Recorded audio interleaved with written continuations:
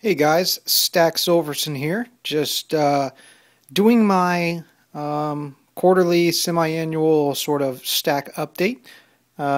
This is what I have accumulated since the last time I did my full stack video. Just want to go ahead and show you guys, and then I'm going to finish the video by showing each one of my sections of my collection, and then I'll do a full stack part. So let's go ahead and get started. So start from the top. So I collected each one of the Silver Bullet, Silver Shield coins to come out. I have all of those so far. So I got the Warbird. I got one proof of each, and I got their own cases, and I put their certificate in there.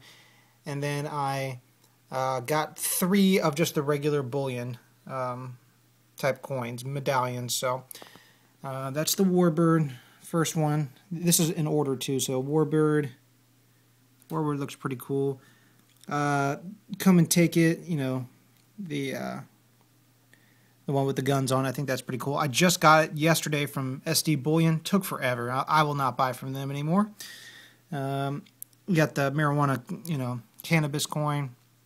And then this one, a lot of people didn't passed up on, or they did pass up on. It's the Love coin. I think that one may have some numismatic value sometime in the future. Let's look over here. Over here we got I just picked this up at a coin, or at my LCS. It was just a deal. I don't have any other types of these coins, but it's the Canadian, I guess, antelope. I picked it up. They were selling it for spot, so I had to buy those. And then these are the Zombucks that Silverfish VT told me to buy. Free shipping, pretty much spot price, so had to pick those up as well. See if I can get a better picture. Yeah, camera's acting up on me. Okay, so next comes the America the Beautiful. I've been continuing to collect these. These are a slam dunk every time. They come out and they're pretty much spot price. Once they're done, they almost double, pretty much every time.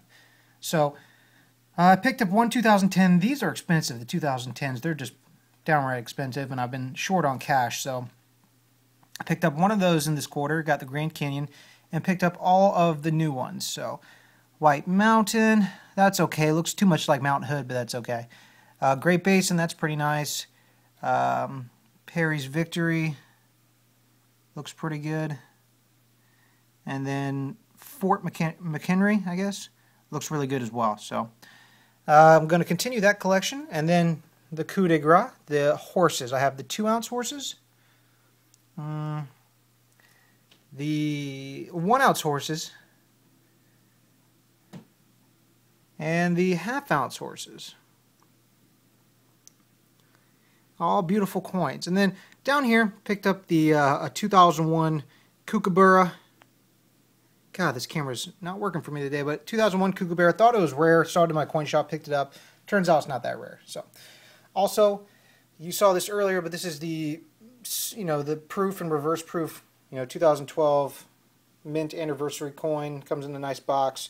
Wanted to show that to you as well. So, pretty proud of this presentation here. It looks good, all set up like this. Just keep an eye out. I'm going to keep stacking, but now we'll move on to the next parts of my collection. Alright, the next part of my collection that I'm going to do a full update on is the Silver Bullet, Silver Shield coins. I have all of these coins so far. I really like them. I think they have a good meaning.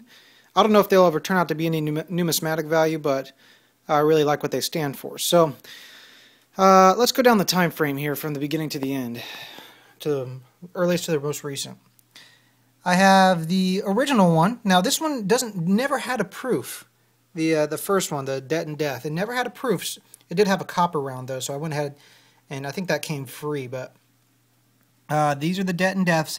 You can tell even with my shoddy camera work that the quality of these coins is laughable. It should be humiliating to Rob Gray and Chris Dwayne and that whole fiasco. But still, these coins quality is just sad. So then we got the Trivium.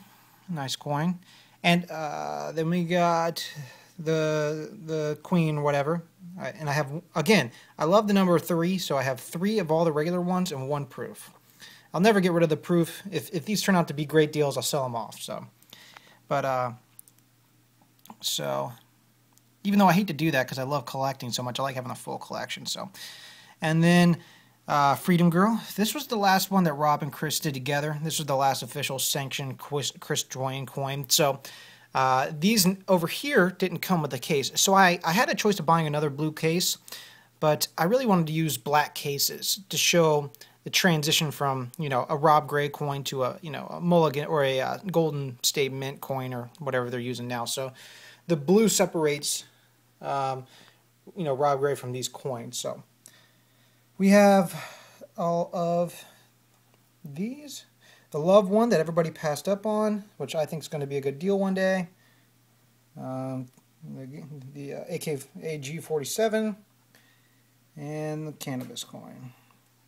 I don't know what the next one's going to be, but he's holding off on it because he still can't get the shipping going correctly. It's still just taking a year, so hopefully he can get that together. But yep, that's the update on these coins, and we'll move on to the next, the America the Beautiful coins. Alright, so this is the America the Beautiful collection. Been working pretty hard on this. I really love these coins. You know, they are really cool. They're pretty big. The designs are really intricate. I really love these coins. I think they're tied for first in my favorite coins with the Perth Mint coins, but I don't think I'll ever sell these. I think I got to have these all. I've worked really hard to get them all, so maybe I'll sell them for some gigantic amount in the future, but not right now, not in the foreseeable future. So, and some of these coins, like these two, Alaska and Hawaii, these are just ridiculously pricey now, $400 or $500. So these are just great investments, I think. When they come out, they almost always double or triple, well, double when they go out of production. So let's start up here in the 2010 area. I'm missing these 3 here: Hot Springs, Yosemite, and some other one I can't remember. But I need to get caught up on those. Those are probably my next purchases once I finish 2013. So that's the Grand Canyon, the new one. It looks really nice. Mount Hood. Now look at Mount Hood. Take a good look at that. And now look at White Mountain. Pretty close. I don't know about that, guys. They might have recycled some stuff there, but it's alright. So Gettysburg, Glacier, Olympic. Glacier and Olympic came smudged. I don't know if you can see it, but it came smudged from APMEX. I should have sent it back, have them send me a new one, but I am pretty lazy. So looking at all these coins, 2012 for some reason, these coins are probably the most valuable out of them all. Something about 2012, silver was really, you know, it sort of slipped on the demand side that year, so these coins are now worth a good penny. So, and then these are the new ones. Now, we're still waiting on South Dakota to come out with the Mount Rushmore coin, but you know, I'm going to pick that up, and then it won't be, you know, until next year, mid-year, until the 2014s come out. So I'll have plenty of time to get caught up on these. I'm expecting to be completely caught up on the 2010s by Q1 2014. So I'm just going to go ahead and keep you updated, but this is the collection I have so far. So moving on to the Perth Mint coins. Alright guys, moving on to my favorite part of the collection. Well, tied for favorite. This is the Perth Mint collection I have going so far. I really love these coins. I think Brother John F. brought up a good point that when the Asian population finally stops sending their money here and starts spending it on themselves, I think these coins are going to be in high demand once that happens. So let's go ahead and take a look at these bad boys. So let's start at the top like we always do. Now, there is my Kilo Year of the Rabbit. Very beautiful coin. I love holding it. It feels like I'm, you know, lifting weights. It's probably the only Kilo I'll ever get. Just too big. This is something that would be hard to divvy up during a collapse scenario. But the reason I got Year of the Rabbit is because that's my zodiac sign, 1987. So I had to get that. That's beautiful. Now moving on here, Here's the koala section. Now, this is the 2013 koala, this mid guy. Honestly, I'm not crazy about these coins. I'm just not crazy about them. I know Silverfish VT just loves his koalas, but not me. You know, I probably won't be, you know, getting into these too much more. And I broke my rule here. I only got 2 of these. I didn't have the money at the time to get 3, so it doesn't look right, but this is my little koala collection, the 10 ounces and the 2 1 ounces, 2012s. Probably will hold off on those for a long time. So now let's get into the actual Lunar Series coins. I have it divvied up pretty cool here. I love setting up these coins so that they look sweet, so that the layout is nice. These are the 2013 snakes, 2 ounce, 1 ounce, half ounce. Okay, love these coins. They're not as beautiful as the horses, but they are very beautiful. Now switch over here, and here are the 2014 horses. Much better. Just the design is, I think, more intricate, and the way the light shines off the reflective part of the horses and the water in the background is just awesome. So 2 ounces, 1 ounces, half ounces. So here are all of those spread out nice and beautiful. Now, I sort of got in late to the Perth Mint coins, so the dragons I'm just not able to find. I mean, you're not able to find 2 ounce dragons pretty much anywhere. And not for a reasonable price, you know, maybe 120, 50 bucks, something like that. I'm not paying that, though, for a coin. So now, these are the 1 ounces, and they have a lion privy on there. I couldn't find any just regular 2012 dragons, so I had to get the ones with the lion privy. I still think they're okay. Sort of weird in my collection, but, you know, that's all right. And then the 2012 lions here, or excuse me, the dragons here, half ounces, pretty nice coins. Now, down here, the 2013 kooks. I'm not crazy about the kooks really, or the koalas, but they're all right. I did show the 2001 kook earlier. I still have that around here. I didn't put that in this collection. I probably should have, but you all saw it earlier. So now we're going to move on to just typical American bullion. Not much has changed, but to show you a full stack update, I got to show that too. So here we go. All right, guys, I sort of lied. I'm going to save the American bullion for last. It's a huge pain in the ass. It's just a bunch of tiny coins, and they're okay. So this is the sort of odd lot, you know, bars and coins that don't really fit anywhere into my collection. Just sort of randomly pick them up. These will be, you know, along with the, you know, the U.S. bullion, some of the first to go in, you know, a collapse scenario, trading for goods and services and things along those lines. You know, taking 5 ounces of silver and buying a house and things like that. So these will be right there with the U.S. silver bullion coins to be sold away for, you know, an immense amount of wealth. So let's go ahead and start at the top again. These are just 10 ounce bars. I don't like getting any bigger than that. You know, when silver's worth, you know, 5 ounces a house, 10 ounces for a house, you know, these coins will be, or these bars will be, you know, the biggest you're going to want to have your silver. Otherwise, it's going to get pretty tough to buy things with. So here's some half ounce or 5 ounces, 5 ouncers, good coins to have, or good bars to have. This is 5.32 ounces, sort of strange, but you know, it was super cheap. So here are the recent additions. They got some Zombucks here and some, you know, Canadian coins. Don't really like Canadian coins. Canadians are sort of, how do I put this? Pussies, you know. They love government, you know. They chide the U.S. for being this big, you know, terrible economic, you know, disaster, which it is, but you know, they have no room to talk due to the fact that they're just living off their current housing bubble, and it's about to get nasty there once interest rates rise. But they do have a ton of commodities, so China will keep buying from them. That may keep them afloat. But here are the pandas again. Not really buying those. Here are the buffaloes, just as generic as you can get. And then these are these two 1997 Canadian maple leaves. Canadian maple leaves. I don't know if you can see it. There it is. 1997. So those are the rarest they get. Those are the lowest mintage. So, you know, I went into my coin shop and just bought them. He's like, "Hey, we're trying to get rid of these. You want these?" I said, "Absolutely." So now, finally, we are coming on to the American bullion coming up here next. So here we go. Alright guys, the final part of my collection. I guess you can call this a collection part, but this is the US silver bullion. Lots of it. Definitely the most ounce-wise I have. The reason I have so much of this is twofold. Well, first off, I started off my stacking, and I didn't care about numismatic premiums. I just wanted the most silver I could buy. I just, you know, wanted the absolute maximum amount of silver for the maximum amount of dollars I invest. So these are a lot of 2010 11s. And even 12s. Then I decided, you know, to start branching out, getting more numismatic, because I got bored of just buying the same stuff over and over again.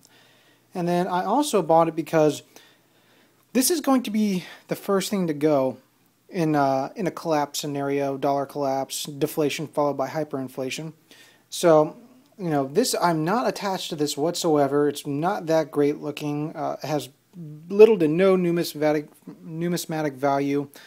It's just plain silver. I could get rid of in a heartbeat and not feel twice about it. So if I have to trade 5 ounces for a house and I have to give up some of these 5 ounces, I do not mind one bit.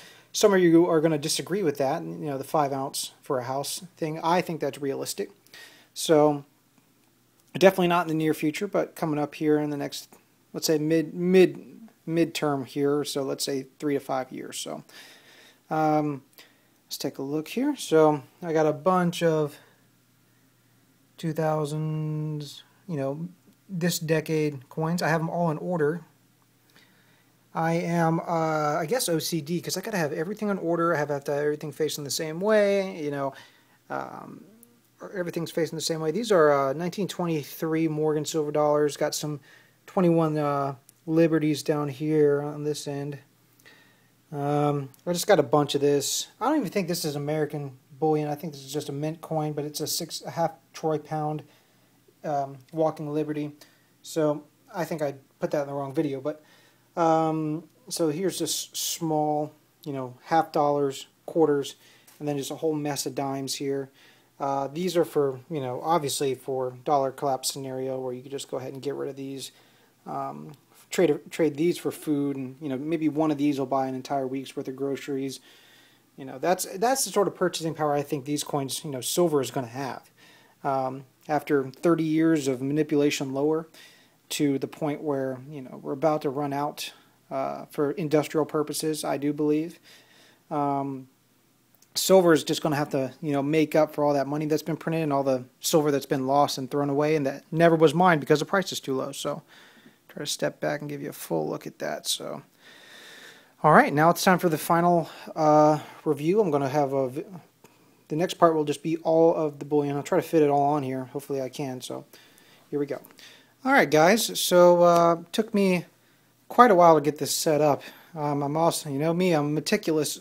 So let's go ahead and look at the entire stack. All right. It's 460 or 70 ounces, somewhere in there. I have yet to tally it up. I'm going to save that for the end of the video, but that is all the hard work and saving and passing up on fun things and not going out to dinner and not going on vacations and all sorts of things like that, because I want to live like a king in the future, and this will help me get there. So that's what I'll do. I'll sacrifice now, and I will live like a king in the future. So I kept everything pretty well separated, as in their respective classes that I put them in. This is, you know, U.S. silver bullion. There's the little proof and reverse proof. Very beautiful. But the rest is sort of boring. Here's some more. Here's the bars and the random silver that doesn't fit in anywhere. There's the 10-ounce koala. Here's the American, the Beautifuls.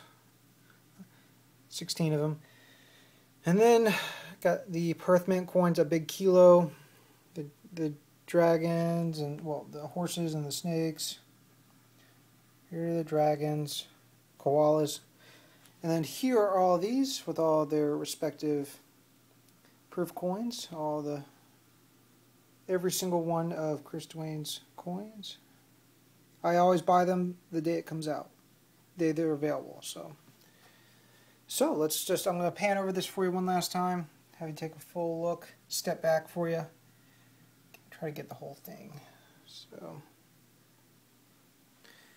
there it is. So I can step back a little bit more. There it is. That's a lot of silver. Reach up for you. Beautiful stuff. So let me come back with the tally real quick, and then that'll be it. Alright guys, so I added it all up. So total now is 471 ounces. It's actually 471.8, but I just rounded down. I already had it written down. So the value of that's 10,531. Now on my last video on from May, this is all the additions. Spot value is $10,209 with silver at $22.39. Turns out this calculation is wrong. It's closer to $9,200. So this one's a little bit more correct, but still, silver since my last update has not changed much. The Numi value, this is what I estimate I can get everything on for eBay, about $12,000. So, wow. You know, I've been buying ever since the mid-20s. I've been buying. I was buying up at the 50s, and I'm buying now. So I've bought ever since the mid-20s and on. Golly, it feels like I'm going nowhere, but I know that one day, you know, the silver will be worth more than most people ever see in their lifetimes. So I'm just going to keep stacking and keep doing videos for you guys. This one was a huge pain in the ass, so you can understand why I only do these every once in a while. I don't keep my silver here. That's not advisable. It's better to have it hidden, either buried in PVC tubes or, you know, just spread out through other relatives' houses that you can trust, or even just have a little bit in the safety deposit vault. It takes a while to go get that and then set everything up. So, whew, I'm tired, man. I'm just going to go watch some Florida State football come up here. They're about to play Nevada. So, you guys have a great day, and I'll keep you updated. So, bye.